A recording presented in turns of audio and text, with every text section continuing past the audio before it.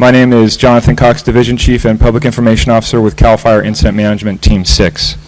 Just to start things off, I remind everybody to mute their telephones in the room, and if you do need to have a conversation, please do that outside. We have multiple representatives behind us today. Please know that if you have one-on-one questions for them, there will be time afterwards for you to meet individually with them. Additionally, at the conclusion of this English language press conference, we will have a Spanish language version available. So should there be the need, that will be available after this one. Just to start things off, I'm going to give a brief update from where we left off last night after last night's press conference and just kind of set the stage. Overnight, we obviously saw the wind surface through Sonoma County coming from the northerly northeast direction. With that, we had fire activity that increased, spotting ahead of itself and burning into some of the closer areas to the more populated spots in the county. With that, firefighters made aggressive attacks on the fire, defending structures, as well as contending with down trees and down power lines. At the same time that the firefight was going on last night and continues today, we had the incident commanders at the command post throughout the entire night evaluating the need for additional evacuations throughout the area. At 4:30 this morning, additional evacuations were ordered for northern Santa Rosa, and that was based on the current and expected fire conditions. So now I'd like to welcome up to the stage to talk about the current weather conditions from the National Weather Service, Mr. Walbron. All right, good morning. Again, so last night on the fire lines itself, we did get reported wind gusts of 76 miles an hour within the fire environment under those red flag conditions. The red flag warning does continue through 11 a.m. Monday morning, so we still have approximately another 24 hours straight of red flag conditions. In addition, in the firefighting world, we look at the humidity values very closely. The humidity values went down into the single digits, which is dangerously low for fire spread. As we look into this afternoon, we're kind of at the peak of the wind event right now. It's important to note if you're down low, places like Santa Rosa, Windsor, you may not be feeling winds quite as strong, but as you move up every 500 to 1,000 feet in elevation, there's very strong winds aloft. At the start of this press conference, we were still getting winds on the order of 70 to 80 miles an hour up at 3,000 to 4,000 feet. So we still have another good 24 hours or so of dangerous red flag conditions. Things will improve as we head into Monday and Tuesday, but we need to be resilient as we look at we have another north wind event or another dry event that's going to impact the region Tuesday night into Wednesday. Thank you. Speaking next from Incident Management Team 6 will be our Fire Behavior Analyst, Steve Vollmer. Good morning. Last night we saw an increase in fire behavior due to the winds that came through that the meteorologist spoke of. Those winds pushed that fire down into the 126 corridor and down into those communities.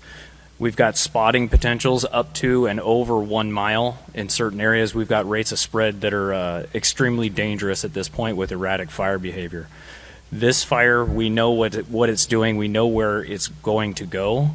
The problem is when we have a new start, those new starts that we're going to get are going to be very problematic. They're going to have the same effects as this fire right here, the same rates of spread, the same spotting potential. If anything does start on the opposite side of 101, the west side, that area hasn't seen any fire history since the 1940s. So the fuels in that area are extremely dense, they're extremely old and decadent, and they're extremely dry.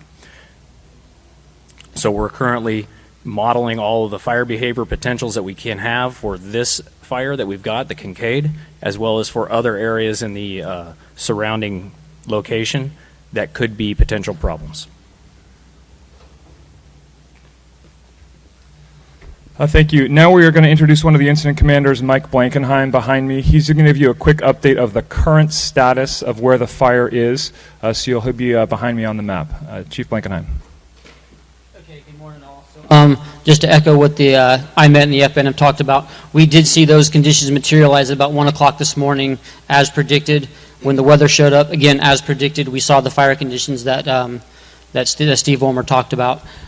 So up in here at 1 o'clock in the morning, the fire started making rapid runs to the south and to the west, and by about probably 2:30, 3 o'clock in the morning had crossed 128.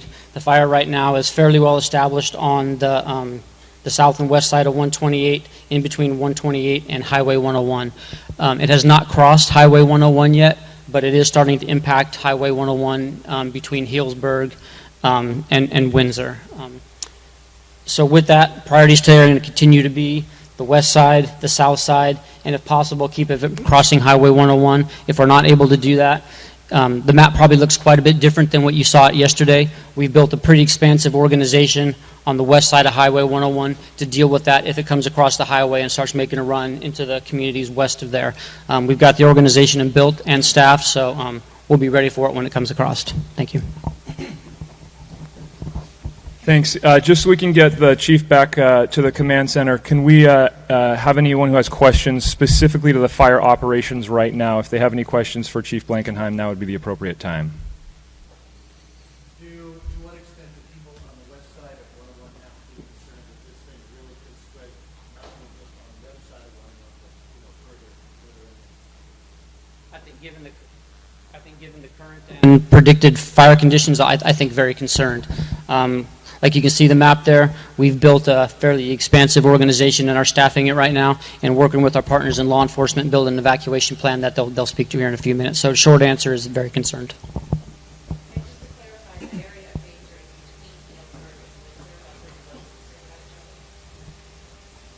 That's where it's currently impacting at. There are plenty of other places that could possibly cross that, but the current impact right now is in the area that you just described. Okay, thank you, Chief Blankenheim.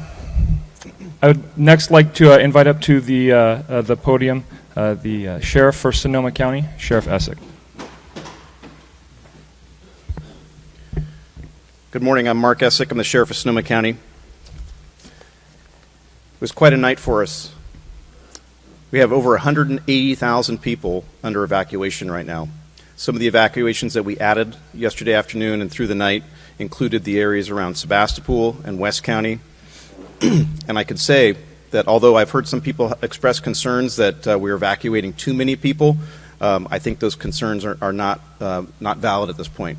As we see from this report we just received, our evacuation of Healdsburg and Windsor yesterday was well warranted. There is significant danger to anybody who's still in the Healdsburg, Windsor area or the unincorporated areas around Windsor. So please, if you are in those areas now, we're still encouraging you to get out. We have deputies and peace officers in your neighborhoods. They can assist you. If you're not sure if you're in an evacuation area, we want you to check the map. We have plenty of maps available. You can get them on sonomacounty.org as well as some of the Cal Fire websites. We currently have over 262 peace officers in the field, and those are supplemented also by the National Guard. We are using our peace officers and the National Guard to maintain checkpoints for evacuation areas, and we're also having that strong police presence there to really assure people that if they have evacuated, their property, their homes will be safe. We've not had any reports of looting at this point, and as far as I'm concerned, we're going to take a very aggressive standpoint on looting. We will not tolerate it, and that's why we have so many peace officers in your neighborhoods to protect your property. So one thing you can continue to do, if you hear our high-low sirens, we want you to be alert to that. We still have deputies out in the field evacuating, including the West County and some of those expanded evacuation zones. So please, if you hear the high-low siren, take note of it. That means a deputy's in your area. You can go to that deputy or that peace officer and they will help direct you and give you instructions. The one thing we don't want you to do is we don't want you to call 911 with just questions. Our 911 center is very busy right now. We're going to use 911 for only really one reason right now in the evacuation part of this, is if you have a medical need or some medical inability that prevents you from evacuating, call 911 and we'll get peace officers there and medical personnel there to get you evacuated. If you just have questions about the evacuation process, please call 211 and we can just get you general information. Please continue to follow us on Nixle, sign up for SoCo Alert, Facebook, Twitter, Instagram. We're updating all those sources right now. As long as we have continued to have communications and power, we will continue to update all those different sources for people and we will respond to your questions. Sheriff's Office has been serving Sonoma County for 170 years. This is our strongest moment now. Our staff are out there, they're ready to go, and they're here to serve you. So please seek out our deputies, seek out our partners, and we will take care of you. Thank you. Speaking next from the California Highway Patrol is Chief Noyes. Good morning, everybody. Tim Noyes, Assistant Chief, California Highway Patrol. I just want to remind everybody, as the evacuations were going out yesterday, a lot of people were evacuating.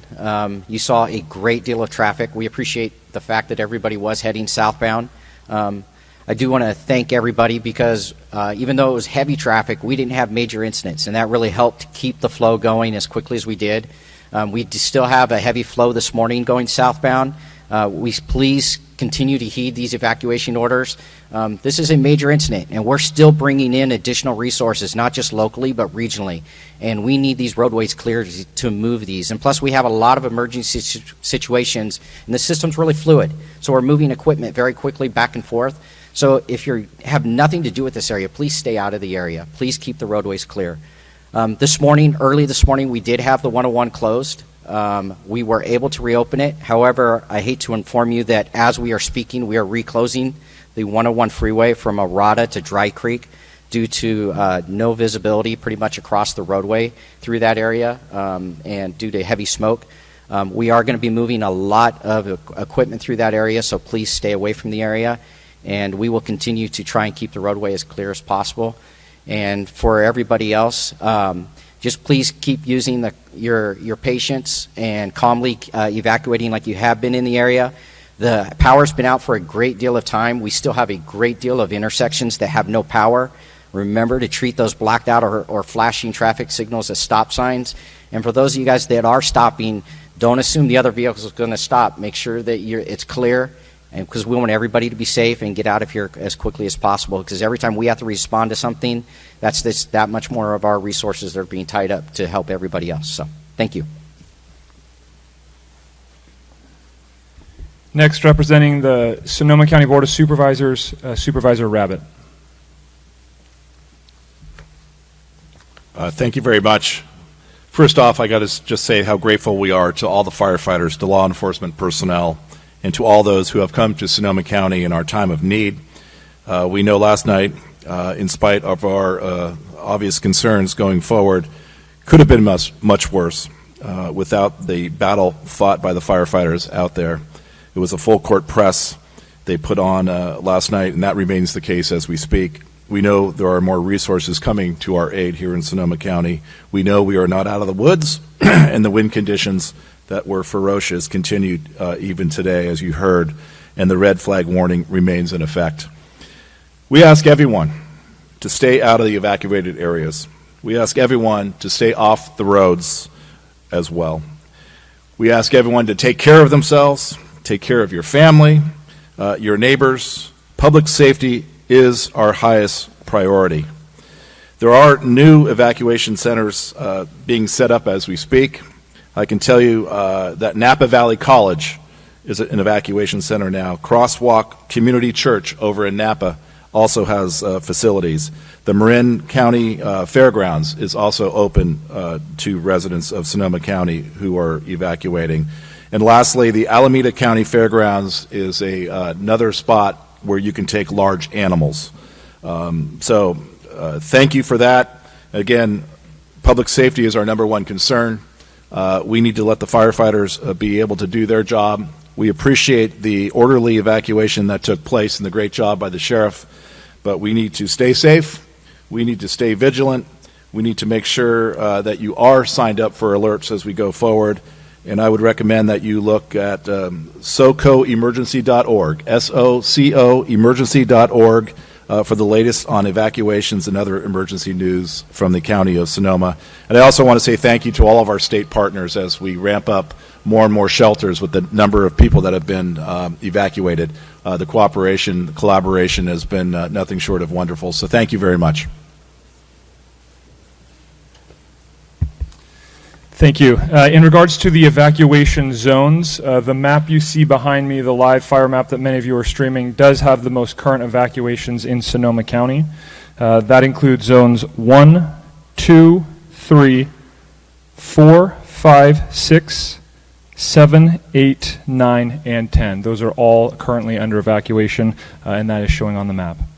Moving forward, we ask everybody in the area of northern Sonoma County, if they are not in an evacuation area, to obviously have a plan. That includes what things they might need, such as paperwork, pills, pets, documents, and photos, should we need to expand evacuation orders into other areas. That is probably the single most important thing people can do right now if they are outside of an evacuation zone currently.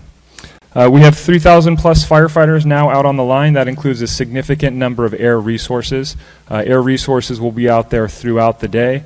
We have an air attack officer at higher elevation who's bringing in aircraft when the targets of opportunity present themselves within the realms of wind speed and visibility.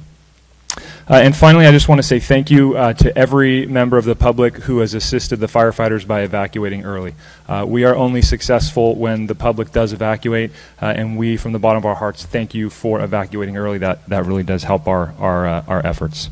With that, I'd like to open it up to any questions from the media for any of the speakers behind me.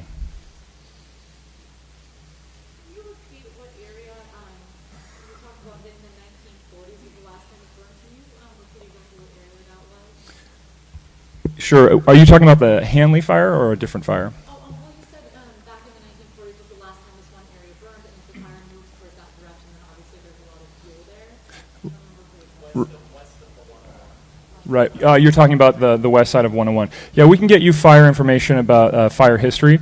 We do know that a lot of fires in California tend to burn in the same locations. The Tubbs fire was an example of that one, the Hanley fire from the 1960s. So we do look back at the last 100 years about where fires burned and how they behaved to try to help us in the current situation look at if the fire does get to that location, where is it likely to move.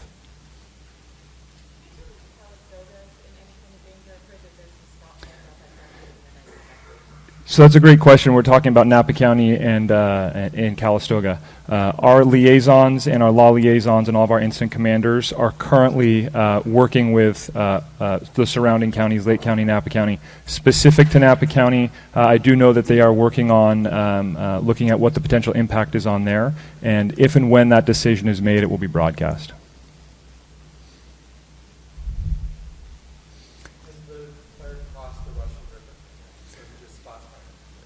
Yeah, I believe it's just spot fires, but it is fairly close to 101. It's between 128 and 101 currently, hence the reason 101 is closed. And the concern obviously is with that wind still pushing directly west, it jumping 101. Talk about the area around Pitch Mountain. I understand there's some of the fire around there. The visibility is bad in terms of trying to get the assessment on that particular spot. Yeah, so as far as visibility goes with the naked eye looking down from an aircraft, smoke can be a hindrance to us.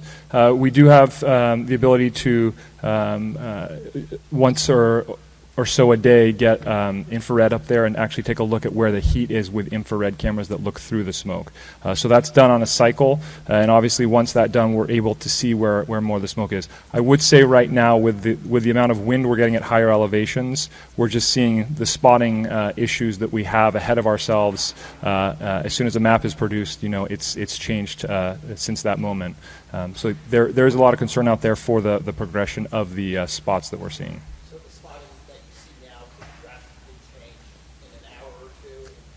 Absolutely, yep.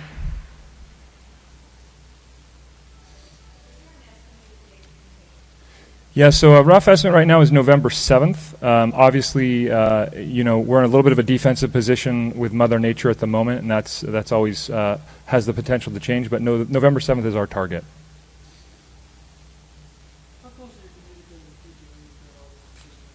Yeah, so we have a whole liaison shop on the incident command team, and those liaison officers specifically work with other stakeholders external to the actual incident itself. So utilities is a part of that.